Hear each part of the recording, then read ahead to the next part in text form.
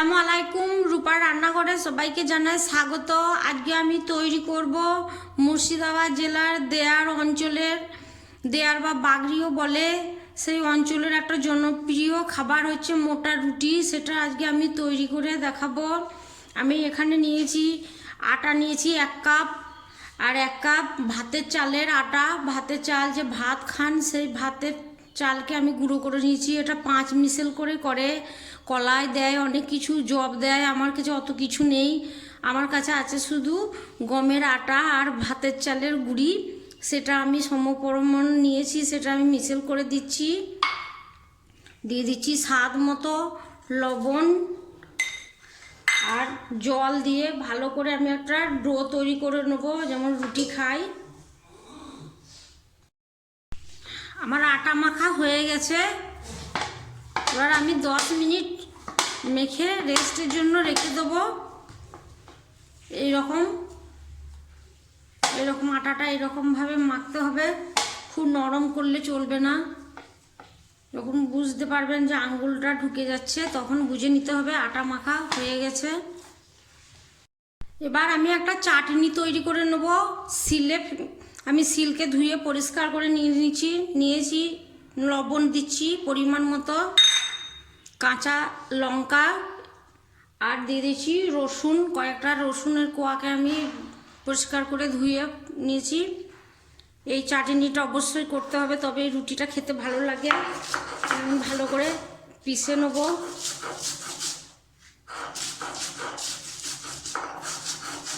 এই নুন লঙ্কার চাটনিটা অবশ্যই বানাবেন, তবে রুটিটা খেতে ভালো লাগবে।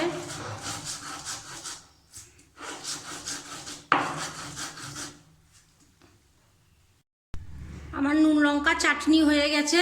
এবার আমি প্লেটের মধ্যে তুলে নিচ্ছি।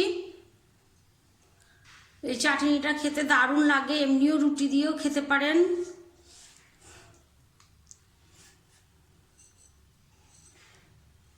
এবার আমি রুটি তৈরি করি।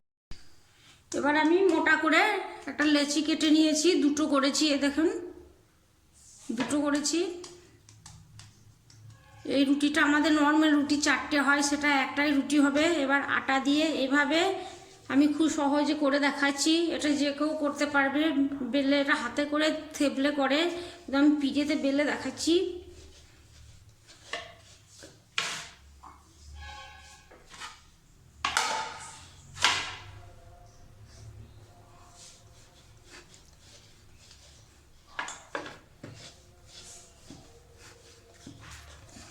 একটু চিপে চিপে বড় করে বেলতে হবে।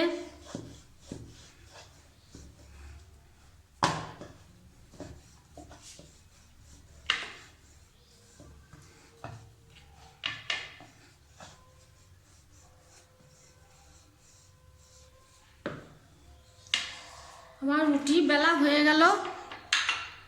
এবার এর মধ্যে দিয়ে দিচ্ছি একটু জল লাগিয়ে নিতে হবে। এইভাবে গোটা রুটির মধ্যে এভাবে জলটাকে লাগিয়ে দিতে হবে। এবার একটা তাওয়া বসিয়ে তাওয়াটাকে খুব ভালো করে গরম করে নিতে হবে।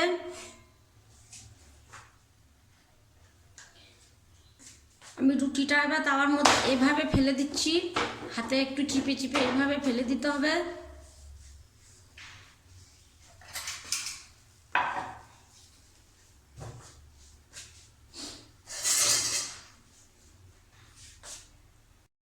এবার উল্টে দিচ্ছি।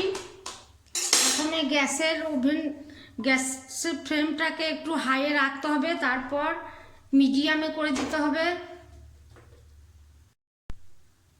মিডিয়াম আঁচে এইভাবে ঘুরিয়ে ঘুরিয়ে ভালো করে সেঁকে নিতে হবে। কাজটা খুব আস্তে আস্তেই করতে হবে। আমার রুটির এপিসটা ভালোভাবে সেঁকা হয়ে গেছে। এবার আমি এইভাবে উল্টে দিচ্ছি, আর গ্যাসের ফ্লেমটা একদম লো করে দিতে হবে। এবার দেখুন কত সুন্দর আস্তে আস্তে ফুলে উঠছে। এবার আমি উল্টে দেখে নেব। আমার রুটি সেঁকা হয়ে গেছে। দেখুন এইভাবে যখন ব্রাউন কালার হয়ে যাবে তখন বুঝে নিতে হবে রুটি সেঁকা হয়ে গেছে। এইরকম মুচমুচে হবে। এই দেখুন হাত দিলেই একদম মরমর করবে। এই যে আওয়াজ বুঝতে পারছেন, এই দেখুন।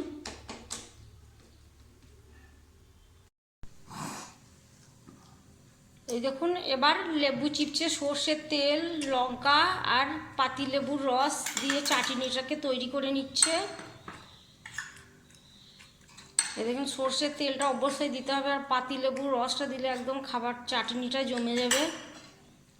এবার এই দেখুন রস চিপছে, এইভাবে আপনারাও রসটা চিপে নেবেন।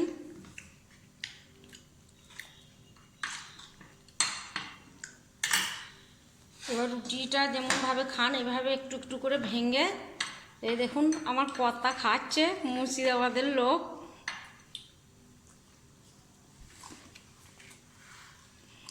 আজকে আমার রান্নাটা যদি ভালো লেগে থাকে অবশ্যই আমার চ্যানেলটি সাবস্ক্রাইব করে আমাকে সাপোর্ট করুন। সবাই ভালো থাকুন, সুস্থ থাকুন, রূপার রান্নাঘরের সঙ্গে থাকুন। আজকের মতো আসি, আল্লাহ হাফেজ।